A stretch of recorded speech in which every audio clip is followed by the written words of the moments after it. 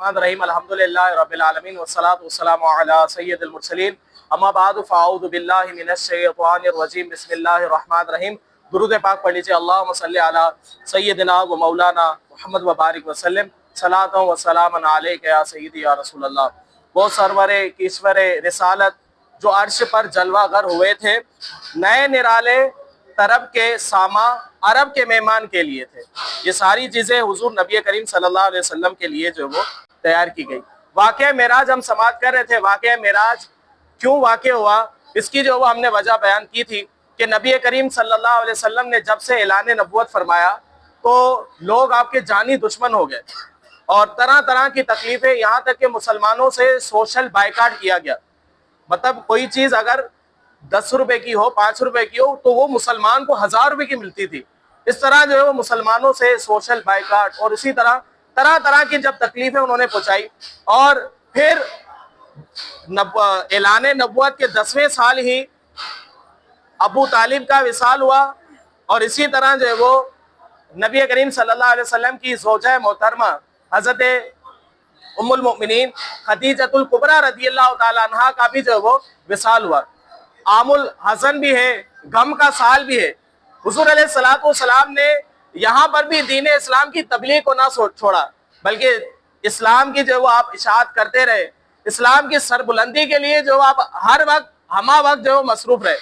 یہاں تک کہ واقعہ یہ بھی ہوا کہ حضور نبی کریم صلی اللہ علیہ وسلم نے کبھی بھی آپ کا دل مایوس نہ ہوا، کیونکہ آپ تو سرور عالم ہیں. حضور علیہ السلام اللہ کی رحمت سے مایوس کیسے ہو سکتے؟ تو آپ دین اسلام کے سربلندی کے لیے جو ہے وہ آپ یہ کام جاری رکھا. یہاں تک کہ جب آپ طائف گئے، وہاں پر جو آپ نے لوگوں کو اسلام کی دعوت دی، چونکہ وہ لوگ جو ہے وہ کچھ پڑھے لکھے لوگ تھے، تو حضور علیہ السلام نے ان لوگوں سے کہا کہ آپ ایسا کریں کہ آپ میں سے جو آپ لوگوں کے علماء ہیں، بڑے ہیں، ان کو جو ہے وہ ایک محفل کے اندر بلایا جائے، مجھے جو وہ کوئی بات کرنی ہے. تو حضور علیہ السلام نے جب ان کے سامنے اسلام کو رکھا تو ان کے پاس کوئی جواب نہ تھا. یعنی اسلام کو وہ رد تو نہ کر سکے، لیکن انہوں نے کہا کہ ہم اس اسلام کو تسلیم بھی نہیں کرتے. اور پھر جو وہ انہوں نے کیا کیا کہ جو نوجوان تھے، 16-17 سال کے لڑکے تھے، ان سے جو وہ کہہ دیا. حضور علیہ السلام پر ان لوگوں نے جو پتھر تک برسائے اور حضور علیہ السلام کا جسم مبارک سے خون بھی جو ہے وہ جاری ہوا اور آپ کی نالین مبارک میں جو وہ خون جمع ہوا. یہ اتنی درد بھری جو ہے وہ واقعات حضور علیہ السلام کے ساتھ درپیش ہوئے. لیکن حضور علیہ السلام اسلام کی سربلندی کے لیے ابھی بھی جو ہے وہ آپ ہمہ وقت جو ہے وہ مصروف ہے. تو حضور علیہ السلام کی مزید تسلی کے لیے اللہ رب العزت نے معراج کروائی. یہ واقعات ہیں معراج کروانے کے. حضور علیہ السلام کو معراج کروانے کے اسباب میں سے ایک سبب جو ہے وہ یہ تھا. اب ہم مزید واقعہ معراج کی طرف چلتے ہیں. 62 کے 11ویں سال، یعنی جب نبی کریم صلی اللہ علیہ وسلم نے اعلان نبوت فرمایا تو اس کے 11ویں سال اور ہجرت سے 2 سال پہلے 27 رجب المرجب ہے، پیر کی سہانی رات ہے. حضور علیہ السلام نے عشاء کی نماز جو ہے وہ پڑھنے کے بعد جو آپ ام ہانی رضی اللہ تعالیٰ عنہ کے گھر جو وہ آرام فرمائے. ام ہانی کون ہے؟ حضرت علی المرتضیٰ شیر خدا کرم اللہ تعالیٰ وجہ الکریم کی جو وہ بہن ہے. ان کے گھر آپ علیہ السلام نے آرام فرمایا. جبرائیل امین علیہ السلام جو ہے وہ چھت سے نیچے تشریف لاتے، مطلب دروازے پر دستک نہ دی بلکہ چھت کھلی. جبرائیل امین علیہ السلام جو ہے وہ ام ہانی رضی اللہ تعالیٰ عنہ کے گھر تشریف لائے چھت کے ذریعے سے، اور حضور علیہ السلام کو یہاں سے لیا اور لینے کے بعد حضور علیہ السلام کو مسجد الحرام شریف کے اندر لے گئے. اب ہوا کیا؟ اس کے بعد حضور علیہ السلام کو حتیم کعبہ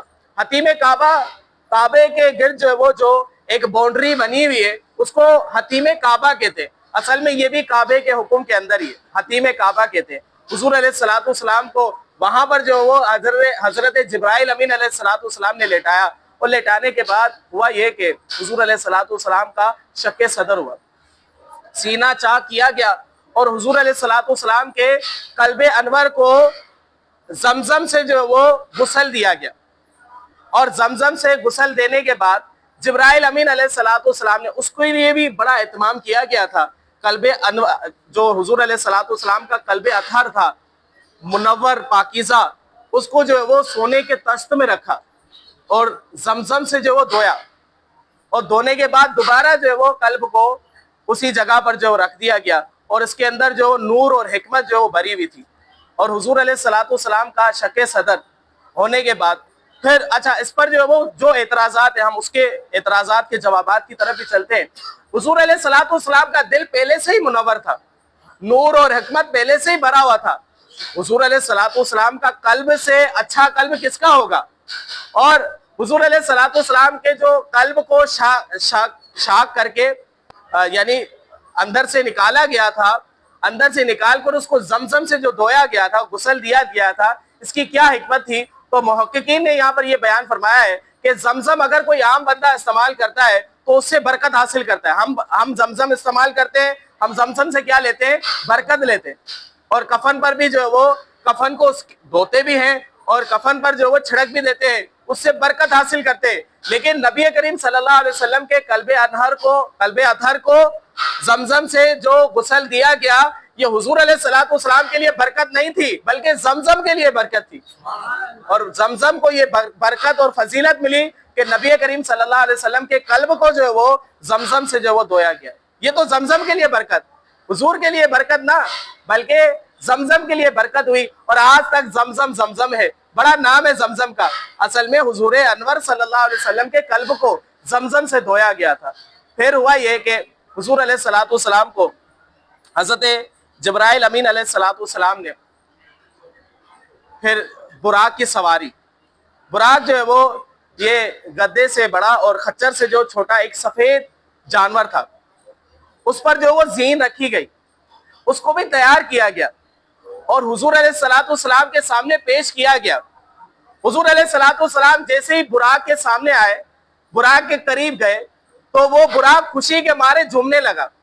اب جبرائیل امین علیہ الصلوۃ والسلام نے براق کی گردن کے بالوں پر ہاتھ پھیرا اور کہا کہ رب ذوالجلال کی قسم حیا کرو، رب ذوالجلال کی قسم فرمایا حیا کرو، رسول کریم صلی اللہ علیہ وسلم سے زیادہ عزت والا کوئی شخص جو وہ تجھ پر سوار نہ ہوا.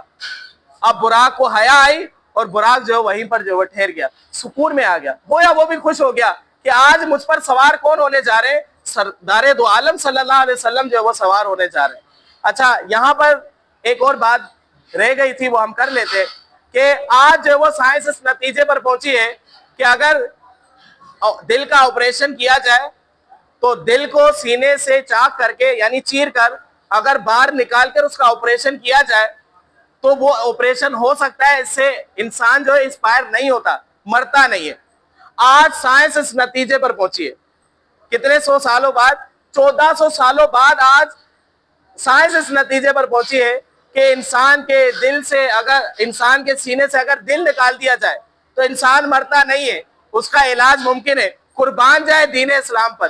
دین اسلام نے 1400 سال پہلے ہی بتا دیا.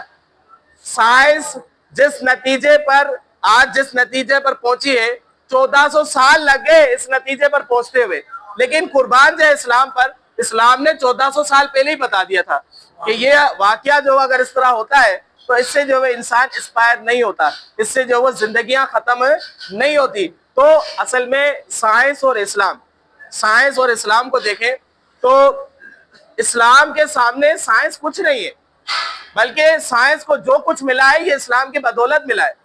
آج جو تحقیقات کرتے ہیں تو قرآن حدیث سے تحقیقات کرنے کے بعد نتیجے تک جو وہ پہنچتے. تو اسلام کے سامنے سائنس جو وہ کچھ بھی نہیں ہے. اصل میں سائنس ہزاروں سال بعد جو نتیجہ بیان کرتی ہے، اسلام نے 1400 سال پہلے ہی نتیجہ بیان کر دیا.